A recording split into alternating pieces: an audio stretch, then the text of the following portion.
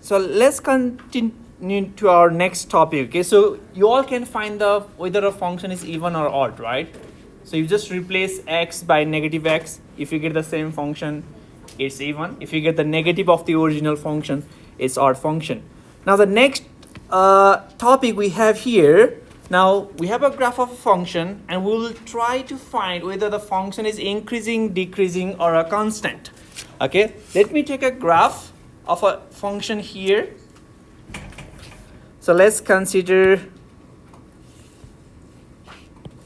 we have this y-axis, x-axis. Okay, so we have origin, so this is y-axis, and we have a graph.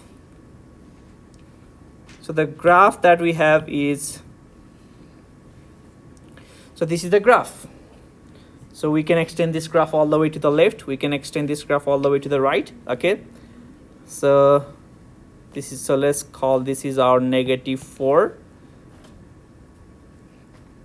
and this is +1. Okay, now at first, is this graph a function or not? Yes, right, we draw vertical line. If you draw vertical line anywhere, it crosses exactly at one point. So this is a function. Okay, now as we are moving from left to right, okay, so let's start from here. So let's start, we are moving from here, okay, starting from this point, okay, or we are starting from, if we go all the way to the left, we have a -infinity. Okay, if we are starting from here and up to this point, what can we find? Is the graph rising or falling, or there is a constant? The function is rising, right? It means the function is increasing. Now here, so as you are moving from this point, okay, or let's say from infinity, okay, let's consider we are starting from -infinity, and as we are moving from -infinity all the way to -4, okay, -4, our function is rising.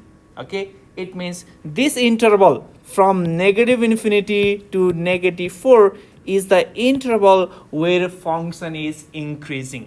Okay, function is increasing means our output is increasing.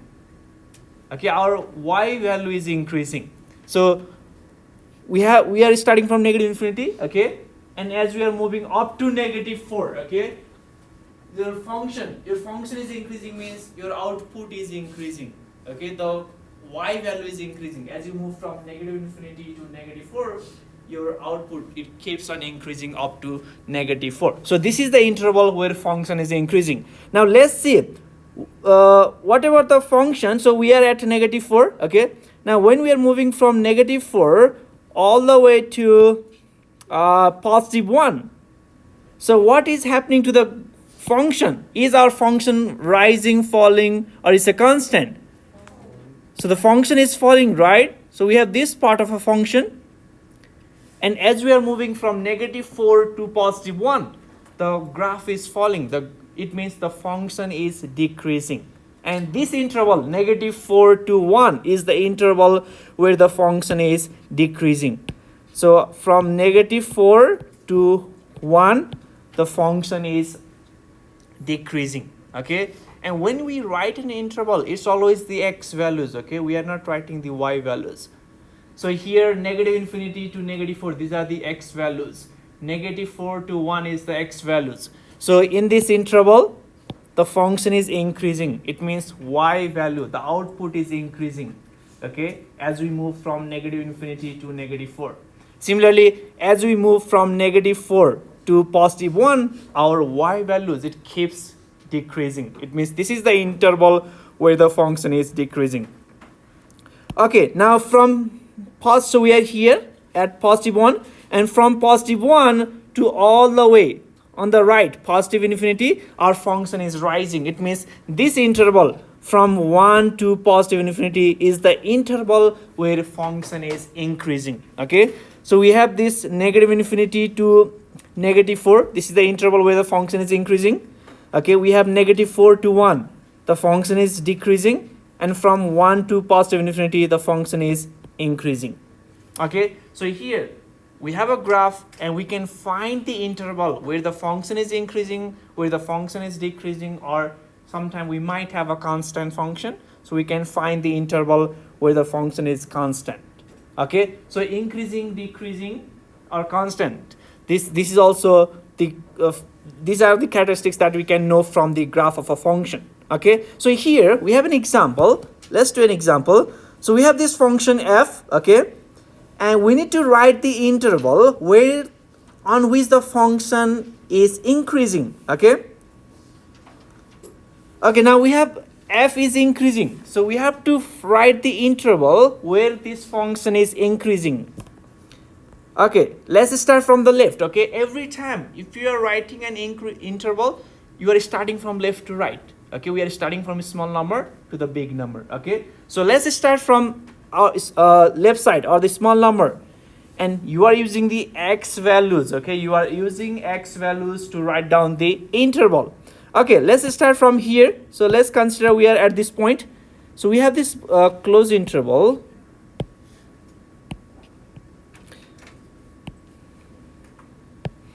Okay, so our graph is starting from here. Okay, we have a close, means we can't extend the graph on the left side. Okay, now here, so okay, we can make a so on your book. Okay, if you have a closed interval, so closed circle, then the graph ends here. Okay, and if you don't have a closed circle or open circle, it means you can extend. Okay, like if you have this graph, then you can extend on the left, you can extend on the right. Okay, but I'll just use the arrowhead if we can extend. Okay, if we can't extend, then you will have the closed circle or open circle. Okay, now here, so here we have this closed circle. Okay, so we are starting from left side. Now we are here. Now let's move. So as we are moving from this point to this point, is our function increasing, decreasing, or constant? Decreasing, right? So the corresponding x values is the interval. So we are starting from -4 and all the way up to -2. So this is the interval from -4 to -2 is the interval where our function is decreasing. Okay, so our one interval is from -4 to -2. Okay, now we are at -2. Now from -2 to all the way up to this point, is our function increasing, decreasing, or constant? It's increasing, right? The corresponding x values give us the interval. So we are starting from -2, and the x values for this point is 0. So this point is 0.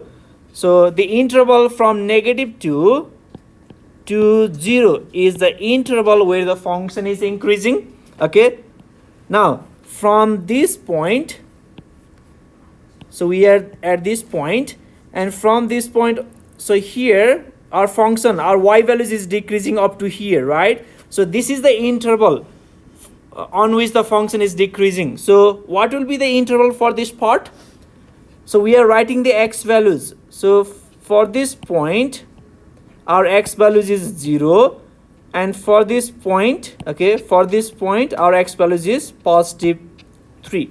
So from 0 to +3 is the interval where the function is increasing. So from 0 to 3.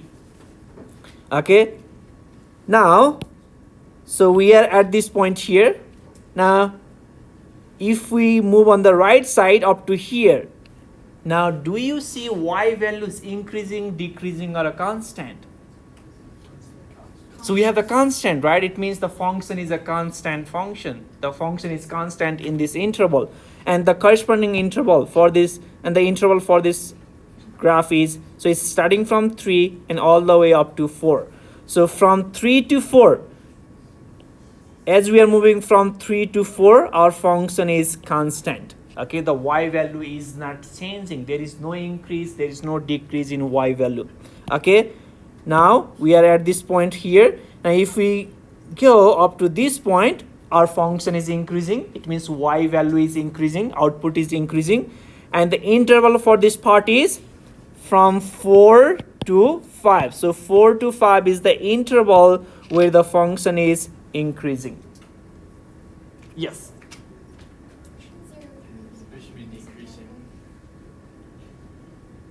Oh yes, 0 to 3, that's decreasing. Thank you. So here, Okay, let me correct here. So this 0 to 3 interval, this is the interval where the function is decreasing. Okay, like we are here, okay, and as we are moving on the right side along this graph, so we are up to here and the function is going down. So this is the interval where the function is decreasing. So 0 to positive 3 is the interval where the function is decreasing. Okay.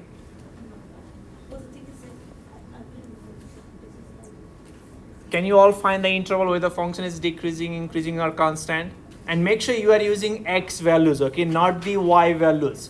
And you are always starting from left to right. Okay.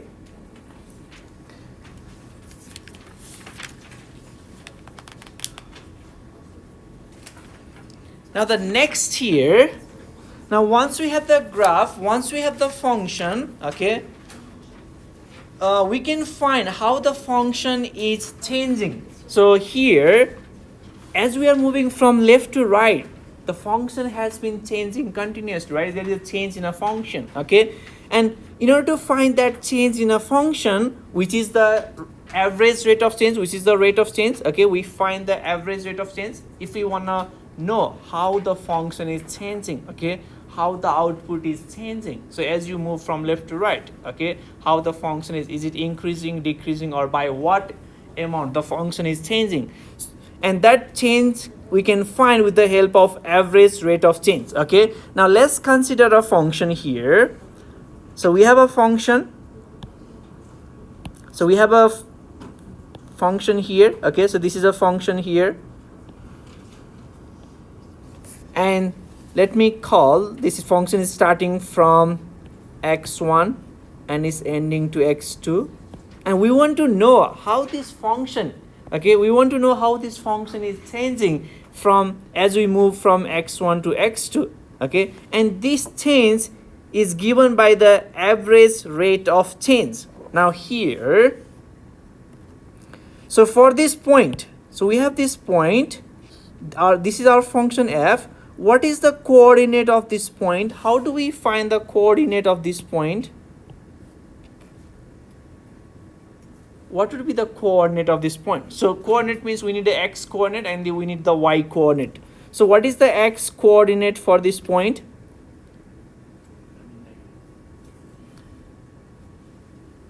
Now here, it's going to be a negative number, but we don't have the exact number. Now we have this x1, okay, so this point is x1, okay, so this point is x1, this point is x1, this point is x2, okay. Now for this point, what would be the x coordinate and y coordinate? Okay, let me be more specific. Okay, let me use some numbers here. So let me call this is -4 and this is 5. And my function f of x is, okay, x cube function. Now if this is the case, what is the x coordinate for this point? -4, okay. Now what about the y coordinate of this point? And how do we find the y coordinate? Finding y coordinate means we are looking for the y, right? Which is the output. And how do we find the output? So this is your input and you substitute this input on your function. This is your function and you get your y value.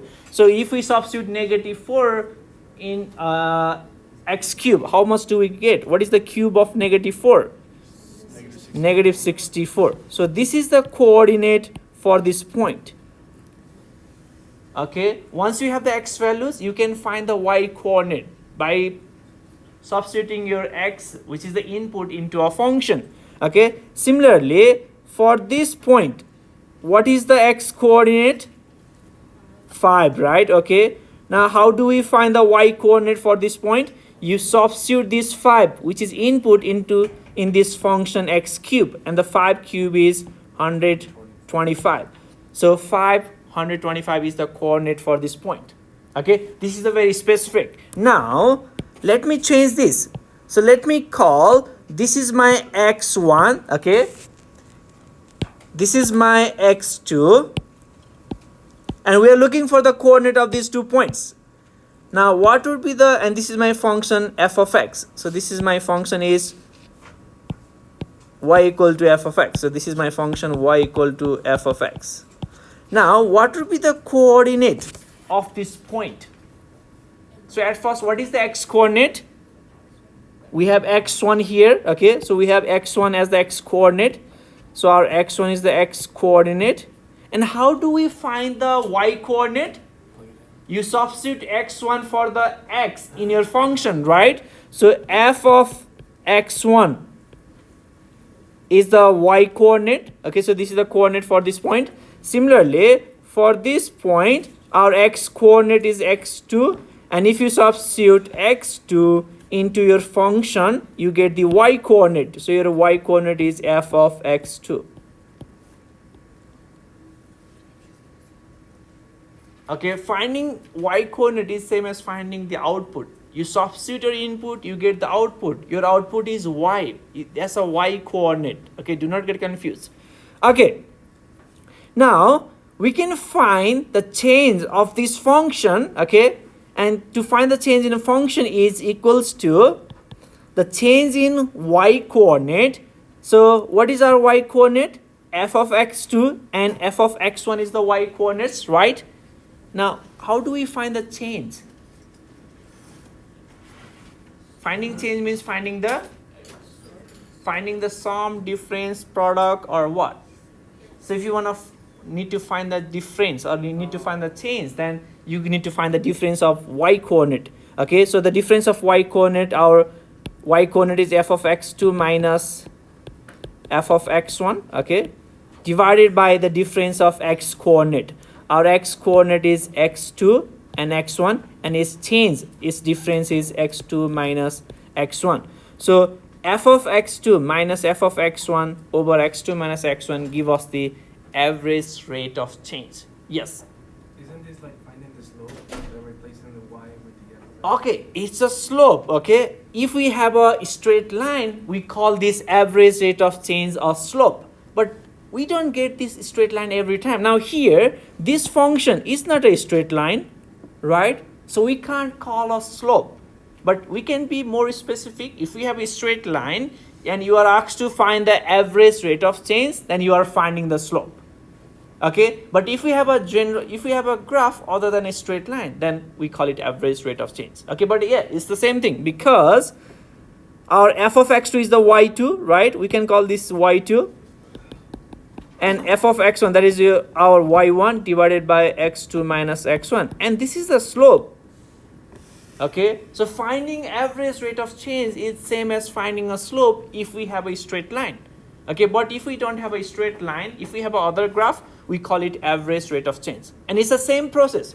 You find the difference of y coordinate and divide by difference of x coordinates. That's the average rate of change. Okay, now let's do an example. So here we have example, we have this function f of x equals to 2x squared plus 1. Okay, and we need to find the average rate of change in this interval. Now this function is not a straight line, this is a quadratic function. We get the parabola, okay, and we can't call the slope here. So in order to find the average rate of change, so let's call our point as a x1, x2. So let's call this is our, so this is the interval, okay, so let's call this is our x1 and this is our x2. Now -3, -2 is not a point, okay, it is an interval. These are the x values. So here, so as you are moving from -3 to -2, what is the change that we can find in the graph? That's what we are trying to find here. We are trying to find the change in a graph, okay, when we are moving from -3 to -2. So this is not a point, okay, it's a difference. So if we have something like -3, -2, so this can be a point, this can also be an interval, okay, but here in this case our -3, -2 is not a point, so these are the interval. So let's call our first -3 as a x1 and -2 as a x2, okay. So our average rate of change, so average rate of change is given by, so f of x2 minus f of x1 divided by x2 minus x1. F of x2 minus f of x1 divided by x2 minus x1. Now let's substitute our x2. Our x2 is, we have f as it is, our x2 is negative 2 minus f as it is, our x1 is negative 3 divided by our x2 is negative 2 negative our x1 is negative 3. Okay, you substitute your x1 and x2, or you can switch. Okay, you can call first as x2 and the second as the x1, it doesn't matter. Now let's find what is f of negative 2. And how do we find f of negative 2? Yes, so you substitute negative 2 for every x in your function. So we have this function, so for this x you're gonna substitute negative 2. And how much do we get? You are not required to show, but you can do this on your head. Okay, so if you substitute negative 2 for every x, we get 2 times negative 2 squared, that is 4 times 2, 8, 8 plus 1 is 9, right? So we have 9 negative. Now we need to find f of negative 3, and in order to find f of negative 3, you substitute negative 3 in every x on the same function f. We're going to use the same function. So let's substitute negative 3 for every x. So we have 2 times negative 3 squared. Negative 3 squared is 9. 9 times 2 is 18. 18 plus 1 is 19. So we have 19. So we have 19 divided by negative 2, negative times negative 3, that is positive 3. Okay, so this is, so we have 9 minus 19, that is negative 10 divided by negative 2 plus 3, that is positive 1. And negative 10 divided by 1 is, we have negative 10. So the average rate of change of this function is negative 10.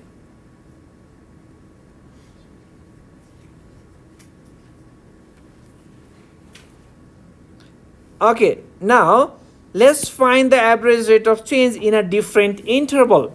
Okay, so in number B we have this interval 2 from 0 to 2. Now you are at 0 and you are moving to 2, and we want to know what is the change. Okay, what is the average change in a function in this interval. So let's call one point as x1. So let's call our 0 as x1. Okay, and 2 as a x2. Now you substitute these numbers on your average rate of change formula.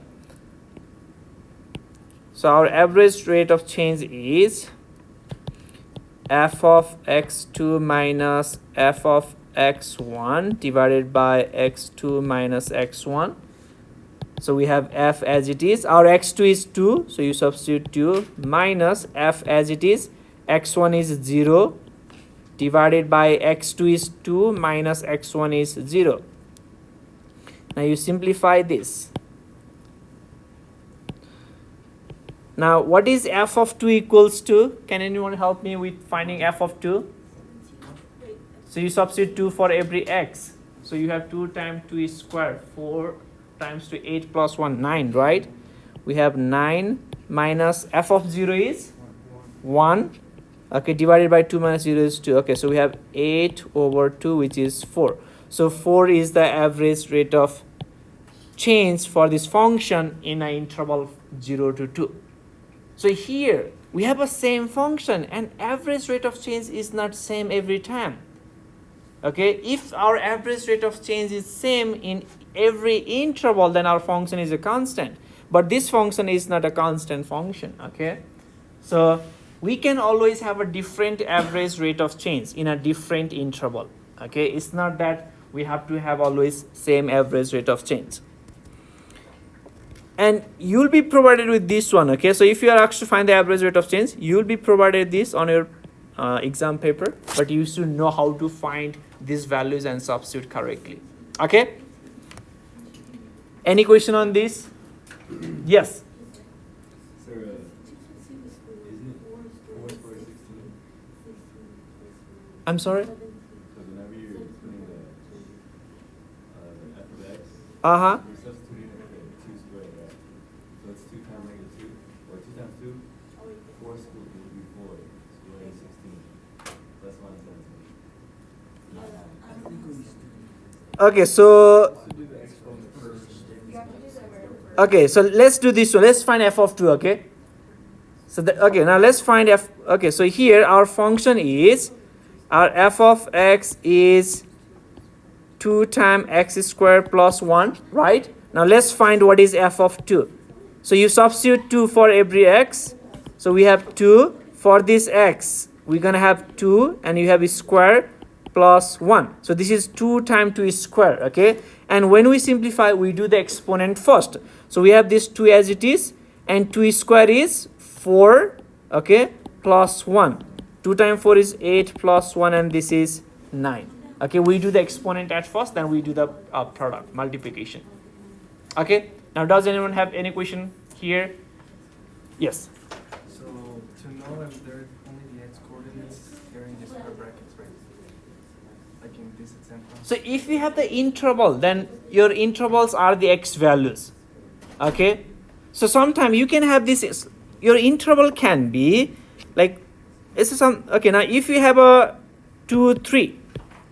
So what information can you get from this here? So you only simply have this. So what kind of information you can get from here? So you have this. So what can we say about this one? Is this a point? Is this a set of number? Is this an interval? Is this a, or the, what can be this? Now until it means it can be anything. Okay, it can be a point. Okay, so 2, 3 can be a point on a Cartesian coordinate system, right? So 2, 3 can be this point. And this can be also a set of number with, okay, and this set contains infinite number. Okay, now it will be mentioned, but if you have, okay, so if you have, so here, now if we go back to our example, so here it does tell the intervals, okay, so these are the intervals given to you, not a point, okay, and intervals means we use the x values to write the interval, okay? So the first element is the x1, or you can call x2, and the second element is x2, or you can call x1, okay? It does tell you it's an interval, okay? Otherwise it should have told you a point or this set, okay? And this is, so here, now if we graph this function, let me graph this function, okay? And it will be more clear, okay? So our function is 2x squared plus 1. And if we graph this function, the graph looks like this. So we have 2x squared plus 1. Okay. So the graph of this function looks like this. Okay. And our interval is from -3 to -2. So this is -3. This is -2. And we have 0 and we have 2. Now, as we are moving from, okay, as we are moving from -3 to -2, okay, so the corresponding y value is this point, and the corresponding y value is this point. So as we are moving from, okay, -3 to -3, we are looking at the change in y. So change in this graph, okay, average change in graph of this function here. Okay, similarly, so our next interval is from 0 to 2. So this is 0 and this is 2. So as you are moving from 0 to 2, what is the change in a graph? That's what we are trying to find here. Okay, you are given an interval and we are trying to find how the graph is changing. We are looking for the average change. Okay, so the average change of this graph in a given interval. Okay, now the next here, we have pretty similar. We have a difference quotient here. So we have this interval, so AB. Now can we write this interval as a plus h, and our h is b minus a? Is it same thing? So we have this interval AB, okay? And we define our h. So let's define our h is b minus a. Now can we write our b as a plus h? We can, right? If you add a on both sides, what happens? So if you add a on both sides, so this a cancel and your b is equals to a plus h, right? Okay, so here we have this interval AB, okay, and we rewrite this interval as A plus H, okay, and we find the average rate of change. Okay, we use the same formula, and this average rate of change is the difference quotient here. So the very straight, so you will be asked to find the difference quotient, okay, and this is what you need to find. So every time if you are asked to find the difference quotient, you are finding the average rate of change, but we call it difference quotient here, okay, and this is given by f of A plus H negative f of A, okay, divided by H. This is the difference quotient. So let's do an example, then it will be more clear. So here, let me take this function. So we have this function, okay. So we have this function, and let's find the difference quotient. You can find the average rate of change. So let me find the difference quotient here. So our function is f of t equals negative 4.9 t square plus 100. This is the function. Now in this function, what is our domain? What represents domain here? T, right? So we have this t in this parenthesis. So t represents the domain, f of t is the range, and we are asked to find the difference quotient, and the expression is given to you. So you are asked to find this value, okay? So let me rewrite that. So we need to find f of A plus H minus f of A divided by H. Now, how do we find f of A plus H? We know what is f of t. So this is f of t. Now, how do we find f of A plus H? So if we compare, now let's compare these two things. So if you compare f of t and f of A plus H, what difference do you find? We have a same function, f function, right? Only our domain is different. So we have a t here, and instead of t, we have A plus H. So in order to find f of A plus H, you substitute A plus H for every t, okay? So here, for every t, you're gonna substitute A plus H. So we have negative 4.9, okay? For this t, we're gonna substitute A plus H. So we have A plus H. So we have A plus H, and we have a square. So make sure you write in parentheses. We have a binomial, okay? Then we write down negative as it is. We have negative. Now, what about f of A? How do we find f of A? So what difference do we find in between f of t and f of A? We have a same function. Instead of t, we have a A. So you substitute A for every t. Okay? So we're going to have more than one term. So let's use parentheses here. So we have parentheses. So we have negative 4.9. For t, we have A. We have a square plus 100. And you divide by H. You divide by H. This expression will be given to you. This difference quotient will be given to you. Okay? You have to substitute A plus H for every domain. Okay? And the next you have to substitute A for every domain. So why didn't you put the plus 100 on the first version? Oh. First half of it. Okay, that means I was wrong here. I need to put that because we only substitute A plus H for t square. So that's what I missed here. Thank you. So we're gonna have 100 here. Okay. So you're gonna find f of A plus H. Okay. And you're gonna find f of A and you substitute in this expression. Now let's simplify. Okay. Before this one, let me do the pretty simpler example. Okay, then I'll be back to this one. Okay, so let me take a simple example. So let's consider we have a function f of x equals to x plus 3.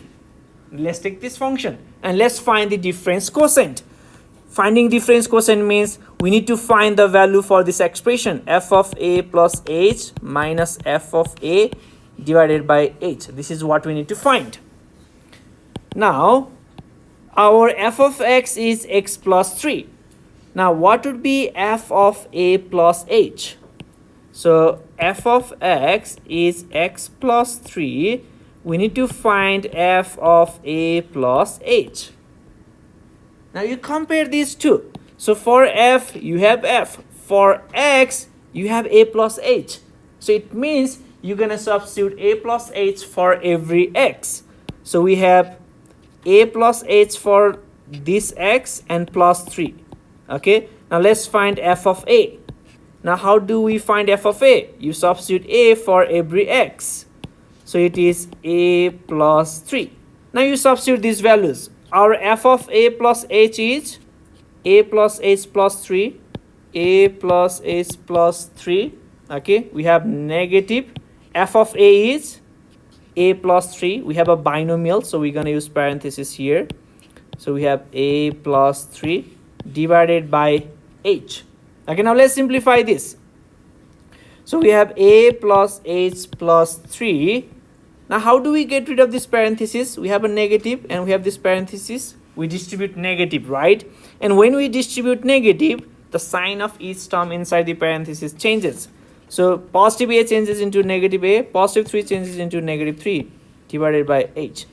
So here a cancel, 3 cancel, and we have h equals h over h, and this is 1, and 1 is the difference quotient.